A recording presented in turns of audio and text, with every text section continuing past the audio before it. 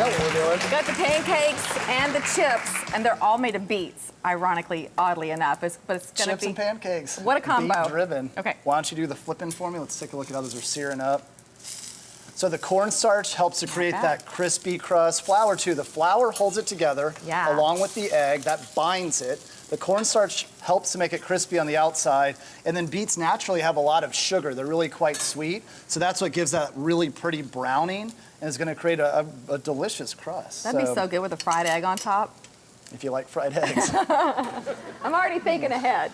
You trying to add everything I don't like into one show. I thought I had most of it covered. You left the egg out. I did leave the egg out. Okay, so how are these coming? These come along. If you want to do a little quick test, when you look at them in the pan, they're not going to be crispy. So the first thing you'll do when you're actually cooking them is hit it with a little bit of salt and pepper right out of the oil. Right. Because once they get dry, the salt's not going to adhere to that chip. Now we need to let it cool down. After it's cooled down, that's when you can decide if it's crunchy or not. Because while it's in the pan, those are all going to still be really quite soft. We do not want soggy chips. We don't want soggy chips, especially not soggy beet chips. And I don't think I asked you what kind of oil you were using on these. You know, my fallback is grapeseed, but if you want a less expensive oil, then you could certainly use canola. If you don't have anybody with allergies for peanut or to peanut, you could use peanut oil instead. Right. Those will both be a little lower price point, especially when you're cooking with quite a bit of oil. This oil is not going to take on the taste of the beets. Most of that flavor gets evaporated as you're seeing the steam come up. So we can reuse that oil to saute or fry something else as well. So it's not a total waste. Okay, that's good to know. Let's take a look. So we're not quite there. Like the outside of the chip is crunchy, the center isn't. So we're gonna go probably another 2 minutes on that. Back to the oil he goes. Back to the oil. You are gonna take those little latkes. I think these are ready. They're smelling just about done.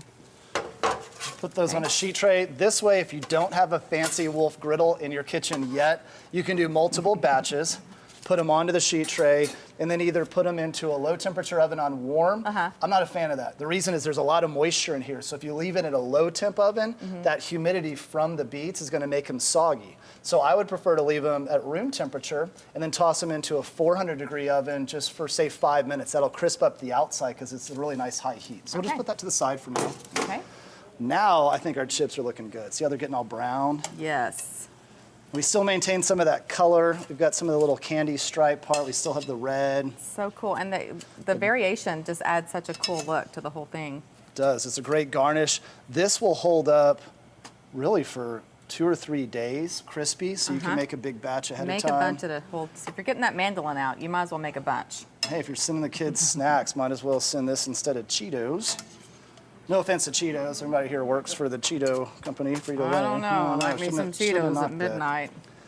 Put some of your little cheddar powder on there. Too, will you start sprinkling some salt and pepper on those? Absolutely. Okay.